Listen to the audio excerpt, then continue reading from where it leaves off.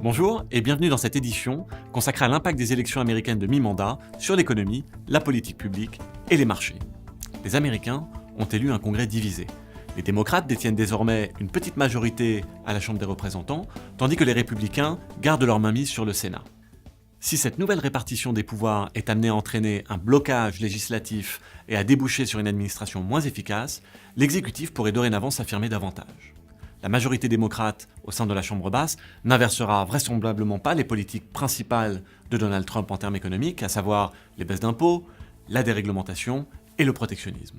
Des réductions d'impôts sont d'ailleurs tout à fait improbables dans cette nouvelle configuration, mais des progrès bipartisans sont possibles sur le front des dépenses en infrastructure. Cette division du Congrès n'aura pas d'incidence non plus sur la politique commerciale, car les démocrates sont traditionnellement plus protectionnistes que les républicains, même si le positionnement relatif des deux partis sur cette question a évolué ces derniers temps. Le contexte reste favorable à la vigueur cyclique de l'économie américaine. Ces prochains trimestres, les investisseurs surveilleront le coût du capital, les pressions inflationnistes, le taux de chômage, le marché immobilier et les tensions commerciales pour juger de la santé de l'activité américaine. Tous ces facteurs pourraient peser sur la consommation et la rentabilité des entreprises.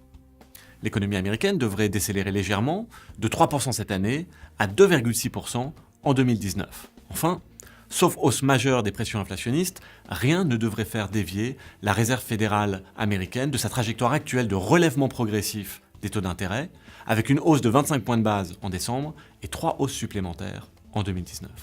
Stéphane va maintenant nous expliquer ce que cela implique pour les investissements. La division du Congrès américain entraîne peu de conséquences immédiates sur les portefeuilles d'investissement. Comme la relance budgétaire initiée par l'administration Trump n'aura qu'un effet temporaire sur la croissance des États-Unis, nous anticipons une dépréciation du dollar à moyen terme, d'autant plus que la relance aura un effet haussier sur l'inflation. Par ailleurs, la hausse des primes de risque qui sont induites par l'expansion du déficit budgétaire devrait également contribuer à affaiblir le billet vert. Cependant, si la faiblesse du dollar est positive pour les devises émergentes, la hausse des coûts de financement associés doit inciter les investisseurs à rester très sélectifs. Les incertitudes autour des élections de mi-mandat ont eu une certaine part de responsabilité dans les accès de volatilité observés en octobre.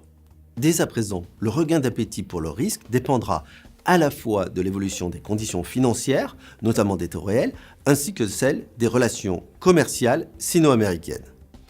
Nous restons relativement optimistes sur les actions américaines, compte tenu des perspectives de croissance solides que Samy vient juste de décrire.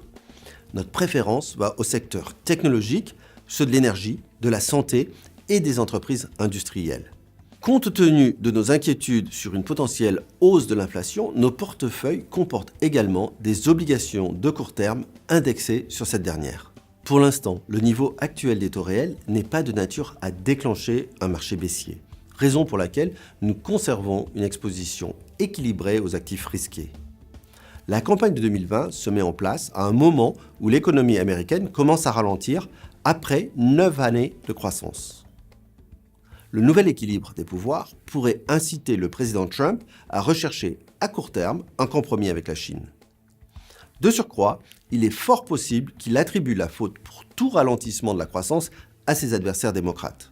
Dans notre prochaine édition, nous vous présenterons nos perspectives globales pour 2019 et vous expliquerons comment nous positionnerons vos portefeuilles pour en tirer profit. Merci beaucoup pour votre attention.